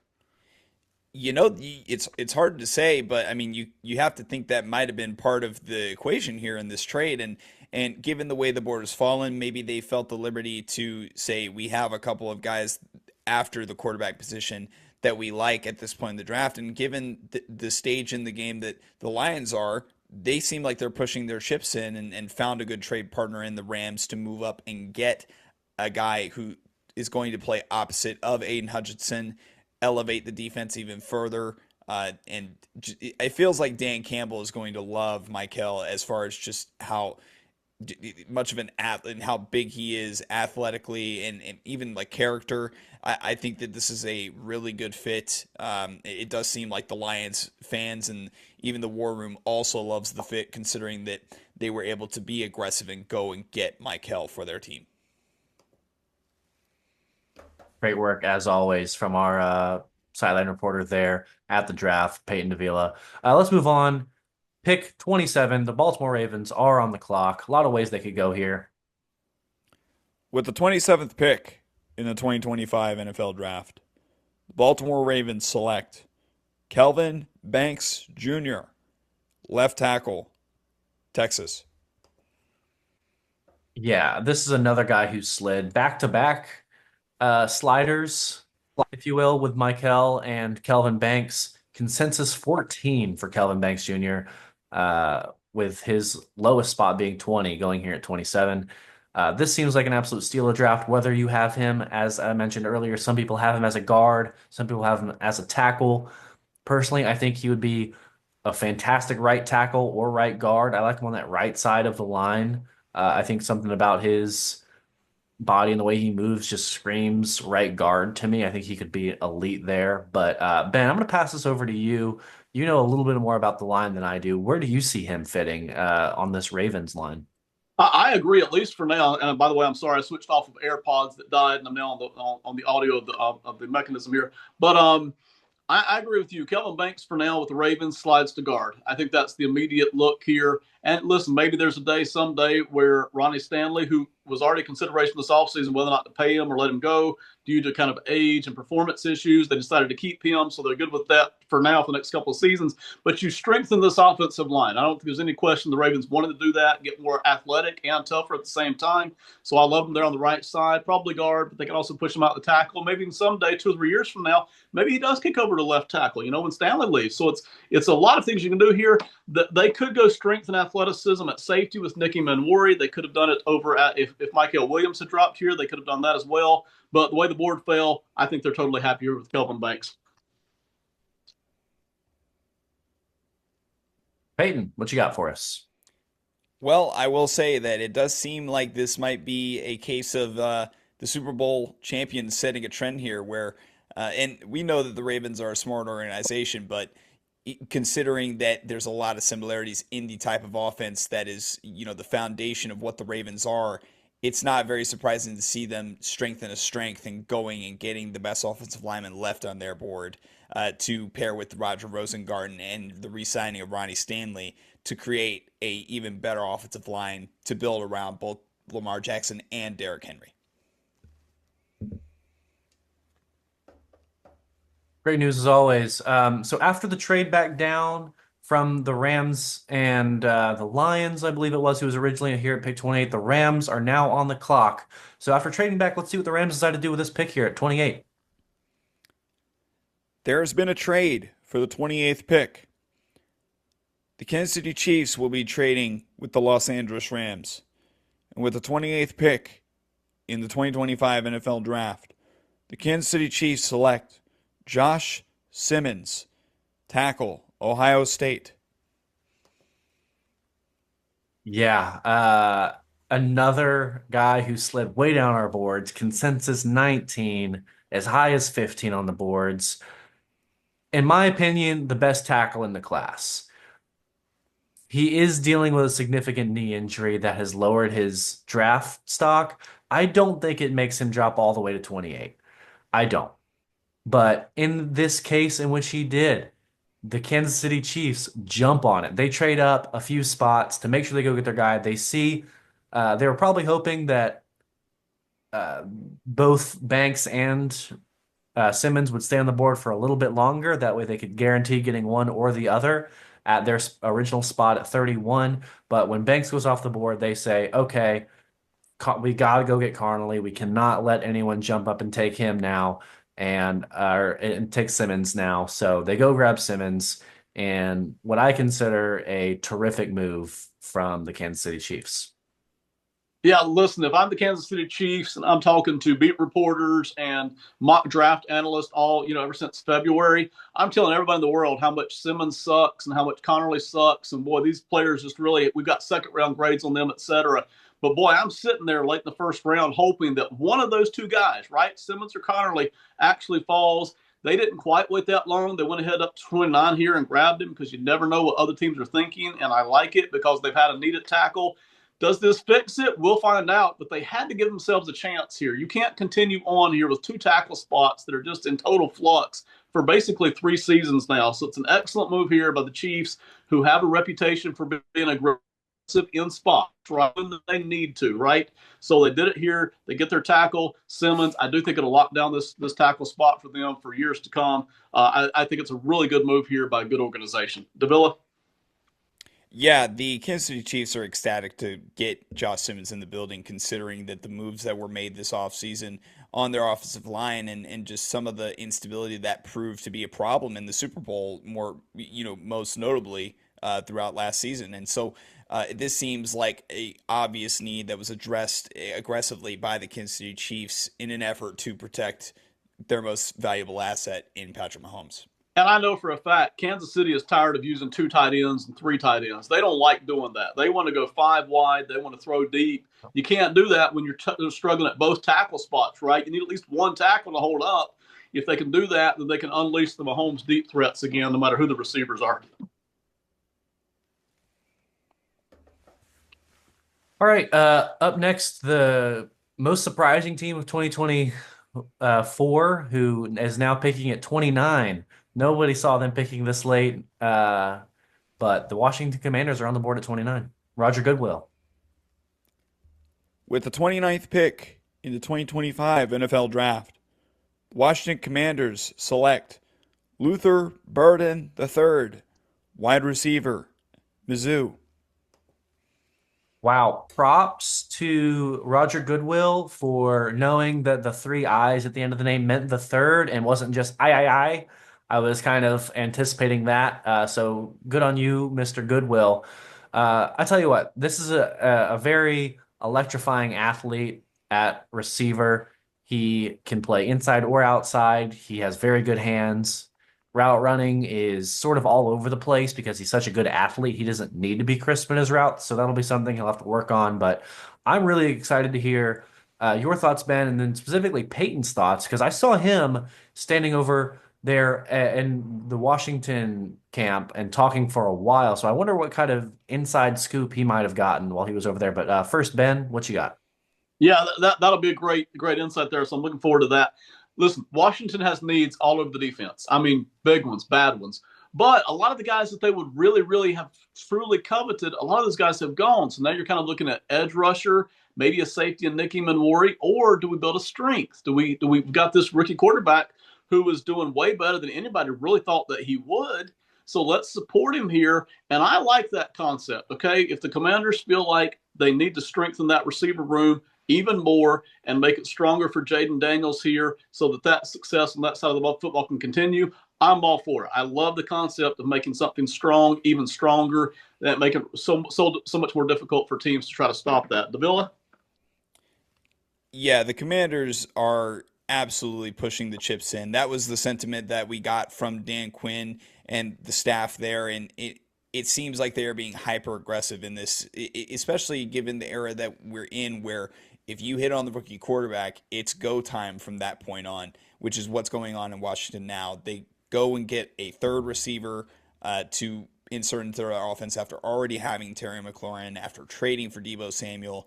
And you might, before a couple weeks ago, we might have thought that they would have gone left tackle, but they trade for Laramie Tunsil. That frees up that need, and they felt the liberty that after doing what they did before the draft, that they could go out and get another weapon that is not only going to be impactful right away, but for the future of Jayden Daniels. And a lot of people, like you said, might be surprised they did not go defense, but they feel like they are in an era of this team that can immediately compete for a Super Bowl with an electric offense built on their quarterback.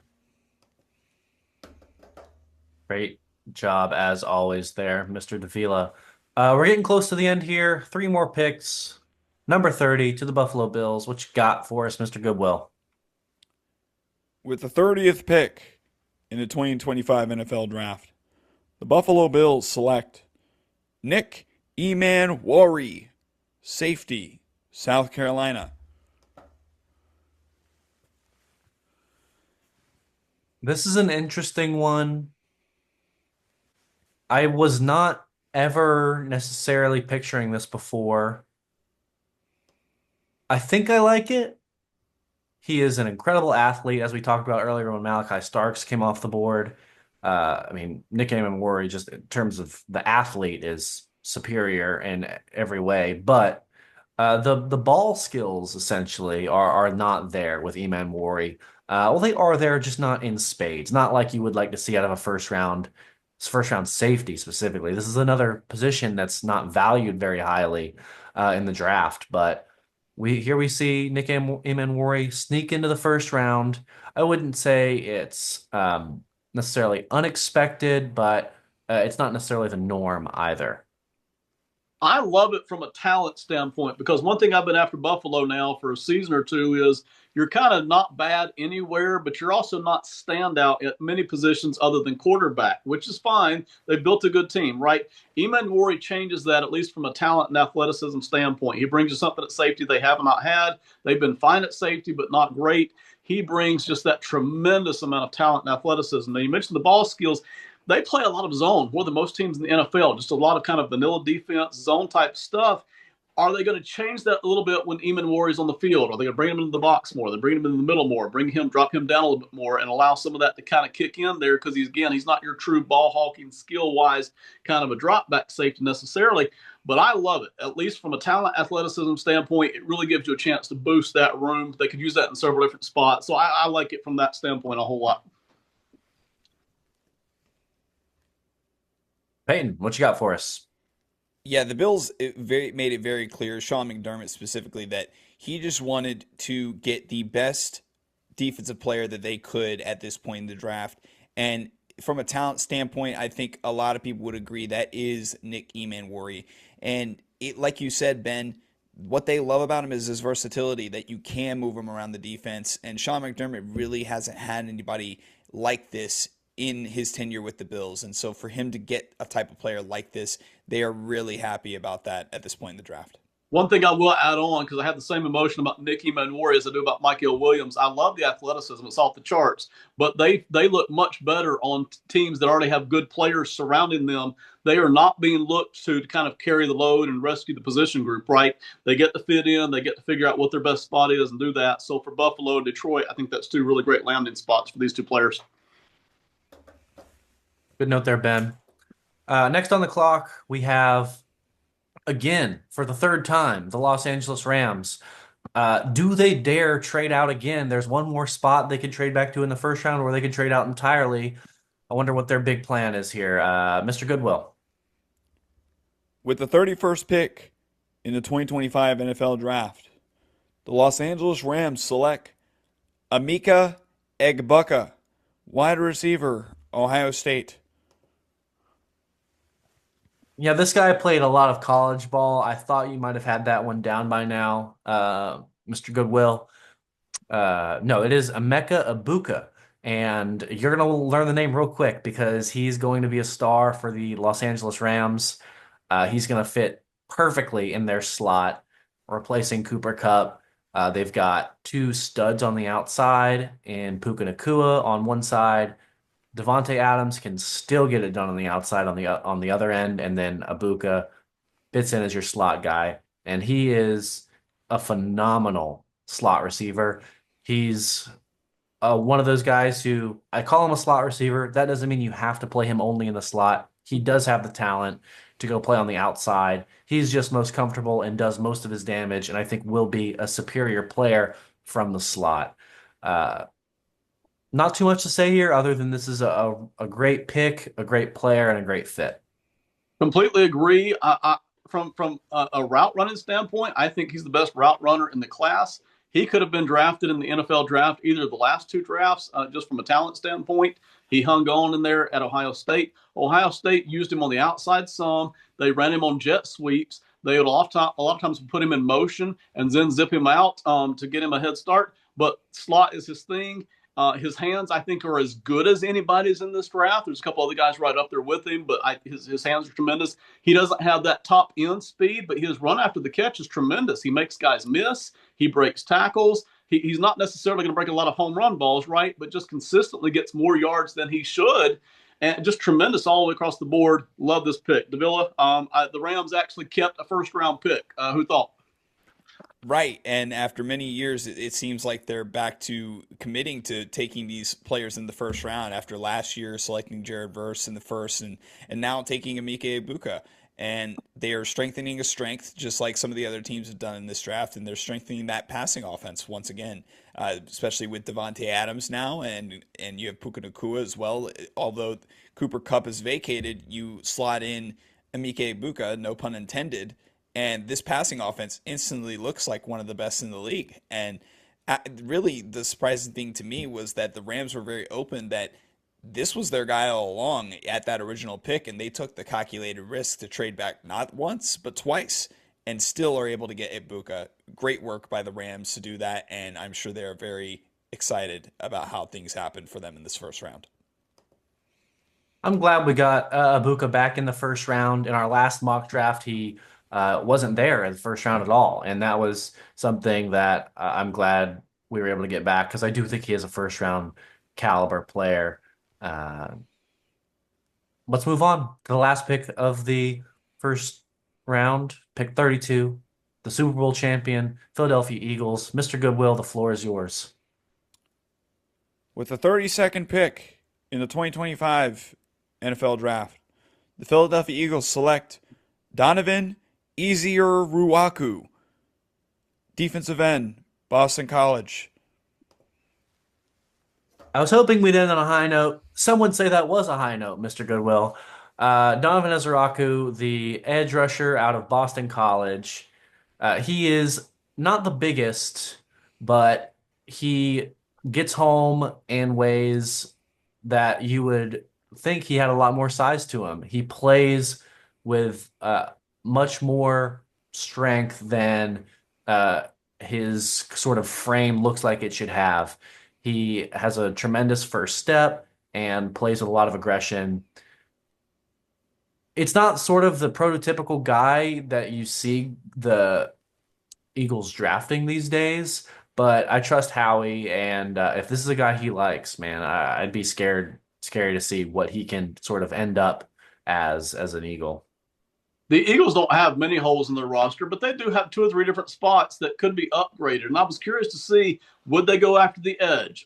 Maybe would they go after a cornerback here, like a Maxwell Harrison? But Ezraku does one thing very well that the Eagles need, and that's get to the quarterback, right?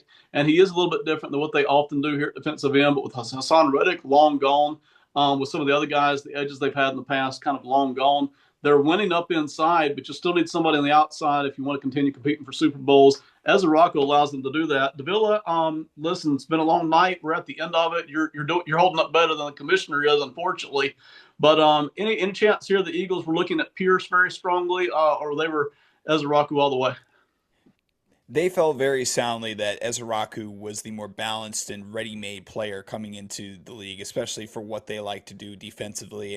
And just when you thought a defense couldn't get better after winning the Super Bowl, this front four and front seven gets better with Donovan Ezraku. And even though they are vacating Josh Sweat from last year, who had that amazing performance in the Super Bowl and leading up to it, they're able to get younger and still maintain the same level of talent by taking Ezraku here at the end of the draft, or at least the end of the first round.